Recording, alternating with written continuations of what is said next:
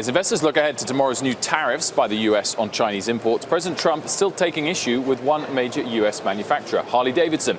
He tweeted earlier this week, quote, "Now that Harley-Davidson is moving part of its operations out of the US, my administration is working with other motorcycle companies who want to move into the US. Harley customers Harley customers are not happy with their move. Sales are down 7% in 2017.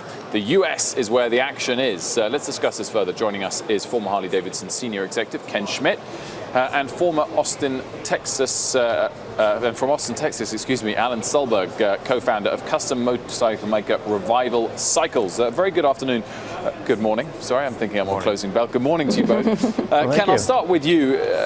Harley-Davidson's clearly a very strong US brand. Is it important to buyers of Harley-Davidsons, whether they're in the US or outside, that it was also made in America, do you think? Certainly important, but way more important in the United States than it is outside the United States, because Americans tend to, obviously be very pro-American in their buying choices, and Harley's always been kind of a premier American company, beloved for being American-made here in America, but overseas it doesn't have quite that strong a cachet. Alan, you're a smaller manufacturer than the likes of Harley-Davidson. Obviously, are you therefore less affected by this trade dispute? And what is your take on the predicament Harley-Davidson is in?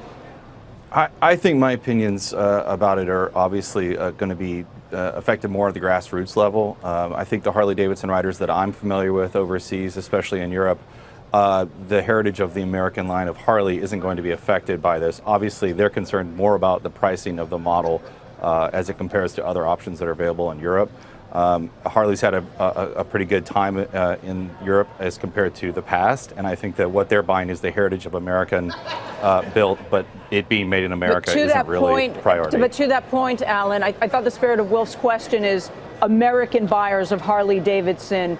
Implied in the president's tweet is that Americans will be upset that they will choose to manufacture in Europe. Do you think that's true? I don't think so, because I think what Harley's saying is that the bikes that are sold to the American market will still be made in America. Ken, your take on what we have or perhaps haven't heard from Harley-Davidson executives. Of course, you were one yourself in the past. The president has tweeted multiple times on this topic, and fairly aggressively at times. Should we be hearing the Harley-Davidson executives fight back more loudly? Well, the impossible part about all this is that Harley's handcuffed.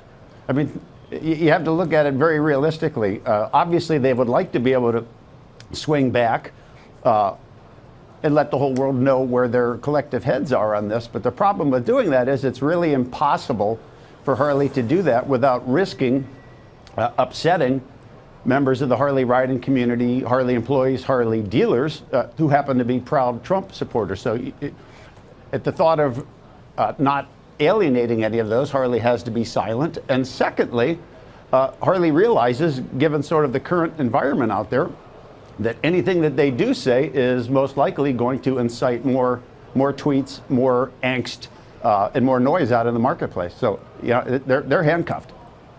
Yeah, I guess they saw what happened to the NFL. Alan, Revival Cycles, such an interesting business, kind of a premium or maybe even super premium motorcycle shop. You don't specialize in any one type of motorcycle when you're doing your customizations and things. What do you think is the future of the motorcycle business and even manufacturing in the motorcycle business in the U.S.? Is it something more along the lines of what you're doing versus the traditional manufacturing process that we see from Harley? I actually think that things are going towards electric. I think the heritage sound and feel of a Harley is important. Obviously, the average buyer for Harley's been creeping up in age for quite some time now. I think their average age is something along the lines of 47 years old. And as those older riders start to or stop riding, I think the younger generation is looking for something a little bit more high-tech and a little bit more convenient, and electric bikes are the way to go. Even Harley recently acquired an electric bike company called Alta in California, and they recognize the future of this. I think that things are going to shift and change in the motorcycle world, and Harley will have to evolve and change with it. Hey there, thanks for checking out CNBC on YouTube. Be sure to subscribe to stay up to date on all of the day's biggest stories. You can also click on any of the videos around me to watch the latest from CNBC. Thanks for watching.